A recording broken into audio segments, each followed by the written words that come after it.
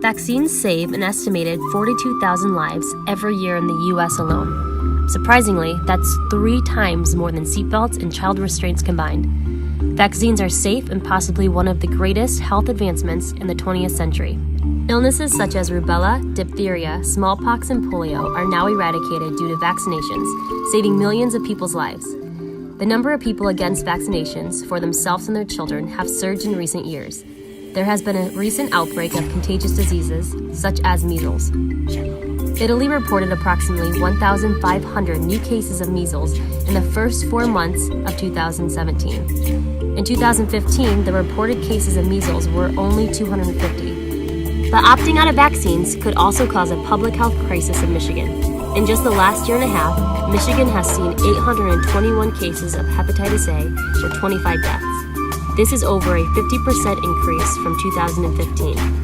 Hepatitis A is a vaccine-preventable disease, but with more and more anti-vaccinators spreading their false information, the numbers of vaccine-preventable illnesses may continue to increase.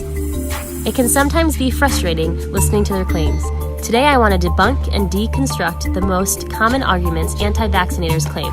Vaccines contain harmful chemicals. Why would I want that to be in my children's body? It's true, vaccines contain chemicals. Vaccines have contained mercury, aluminum, and formaldehyde, ingredients that can be toxic. What else can be toxic? Water, given in a large enough dose, and the same goes to apples, coffee, or too much of anything, to be honest. The dose makes the poison, and the doses of the chemicals in vaccines are minor. For example, vaccines that include aluminum, which is included to make the vaccine more effective, contain about 0.125 milligrams per dose. But the average person actually takes in an estimated 30 to 50 milligrams every day through food and drink. Vaccinations only affect me. Why should anyone else be worried? Vaccines protect you, and perhaps more importantly, it will help others. If you're not sick, you can't spread the disease to those with weaker immune systems, particularly the very young or elderly, and those who have medical conditions in which they can't be vaccinated. For example, those undergoing chemotherapy. The more people that are vaccinated, the less available real estate for the germs, meaning its spreading ability is squashed. This principle is called herd immunity, which is something Michigan health researchers are concerned about. Pharmaceutical companies make a ton of money off of vaccines. Pharmaceutical companies do make money from selling vaccines. A recent estimate puts the vaccine market now at $24 billion, which is huge. But if you want to talk money, a study found that in the U.S. between 1994 and 2013, vaccine created a net savings of $295 billion in direct costs and $1.38 trillion in societal costs. I heard that vaccines give you an allergic reaction, and I don't have time for that.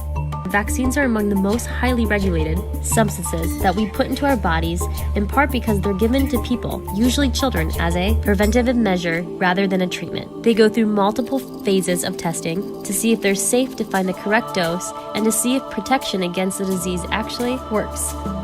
In Canada and in the US, it can take 10 to 25 years of testing before a vaccine is approved. And once on the market, there's continuous monitoring of its effects. The likelihood of a severe reaction to the MMR vaccine is approximately 1 into 1 million, which is around 10 times less likely than being killed by a lightning strike. Vaccines cause autism. That's what I read. Much of the anti-vaccination movement is linked to one paper published in the late 1990s, which claimed vaccines caused autism. It suggested a link between measles, mumps, and rubella vaccine causing malabsorptions of nutrients in the gut, thereby leading to increased causes of autism in children. The study was later proven to be fraudulent and was debunked by 25 international research papers involving large population studies. Furthermore, 10 of the 13 authors of the original paper have now refuted and retracted their original statements to the suggested link.